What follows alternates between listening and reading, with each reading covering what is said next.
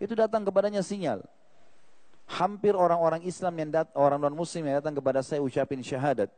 Semua kisahnya kalau bagi saya sih, kalau kita mungkin dengar biasa-biasa saja. Ada yang merinding karena dengar azan, ada yang karena melihat jilbab, ada yang karena melihat orang ke masjid, ada yang karena mendengar beberapa ayat Al-Quran, gitu kan. Semuanya yang mungkin kita biasa dengar, tetapi subhanallah mereka berbeda. Sinyal Allah datang. Ada satu teman saya di Surabaya, teman dekat saya, dia ceritakan pengalaman dia.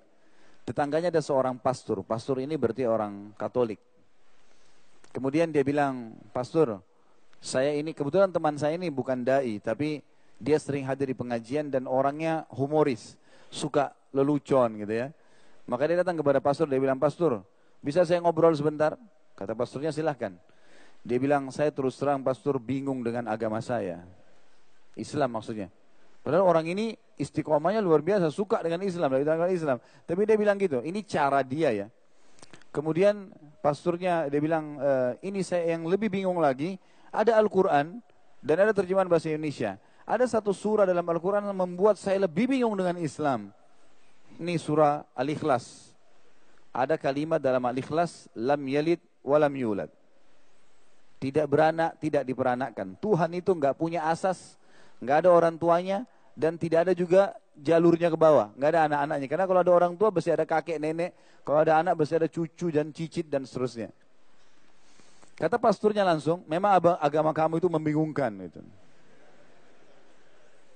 Kata teman saya ini, ya, semoga Allah jaga beliau. Sekarang Masya Allah masih ada dan berhasil sukses sekali di Surabaya dan sudah selesaikan S3-nya.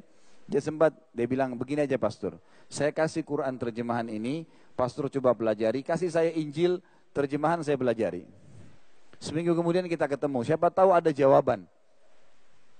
Kata pastor, baiklah, dikasih Injil terjemahan, dia juga ambil Quran terjemahan. Dia bilang, saya bawa pulang Injil tersebut, saya sempat letakkan di meja kerja saya. Tapi saya terlupa, gitu kan.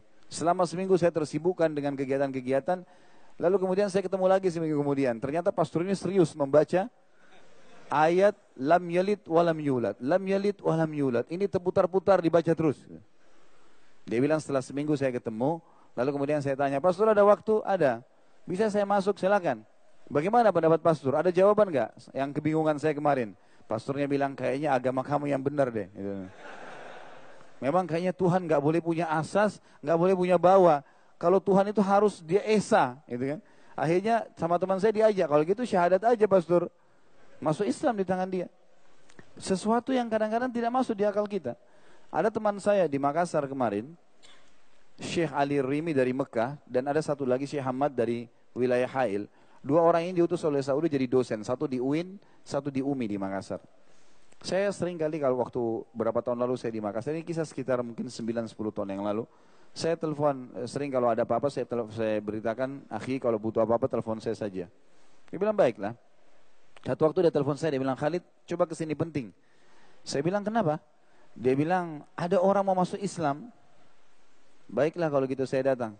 Saya datang ke sana, naik motor, sampai di sana saya tanya, mana orang yang mau masuk Islam? Di sebelah dia kebetulan ada salah satu marketing obat yang sering keliling-keliling di apotik. Itu ternyata dia, kata teman saya Ali Harimi ini orang yang mau masuk Islam nih. Saya tanya, mas saya mau masuk Islam? Dia bilang, iya. Kenapa mas mau masuk Islam? Dia bilang, saya kagum lihat dua orang Arab ini. Setiap azan pasti ke masjid, gitu kan. Pasti kalau dengar azan ke masjid, setiap saya masuk ini pasti jalan ke masjid. Waktu saya tanya, memang bisa bahasa Indonesia tapi terbata-bata. Waktu saya tanya kenapa, dia bilang ini perintah Tuhan.